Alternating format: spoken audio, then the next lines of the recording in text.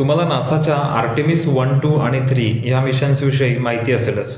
त्यातलं आर्टेमिस 2 हे जे मिशन आहे ते ह्या महिन्याच्या फेब्रुवारी महिन्यामध्ये जवळपास 6 तारीखच्या दरम्यान लॉन्च होण्याची शक्यता आहे. आणि जर समजा काही कारणास्तव डिले झाला तर ते एप्रिल किंवा मार्च महिन्यामध्ये पार पडेल. बघा, आर्टेमिस 2 ह्या मिशनमध्ये नासाचे 4 अंतराळवीर चंद्राभोवती फेरी मारून पृथ्वीवर परत येतील. पण आर्टेमिस 3 मिशनमध्ये मात्र अंतराळवीर चंद्रावरती उतरतील.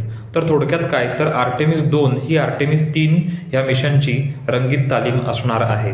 तर बघा, 1972 मध्ये आजपर्यंतची सगळ्यात शेवटची अशी झालेली मून लँडिंग होती आणि 1972 नंतर आजपर्यंत कोणीच चंद्राच्या जवळ गेलेलं नाही. तर 1972 नंतर यावर्षी 2026 मध्ये पहिल्यांदाच 4 अंतराळवीर चंद्राला फेरी मारून येतील, ते सुद्धा या आर्टेमिस 2 मिशनमध्ये.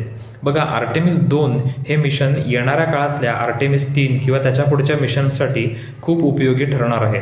कारण आर्टेमिस 2 ह्या मिशनमध्ये life support system, navigation control, त्यासोबतच जे ओरायन स्पेसक्राफ्ट आहे ज्याच्यातून हे अंतराळवीर प्रवास करणार आहेत, त्या ओरायन स्पेसक्राफ्टचा अभ्यास, त्यासोबतच मानवी शरीरावर अवकाशातल्या रेडिएशनचे होणारे परिणाम यांचा सखोल असा अभ्यास केला जाईल.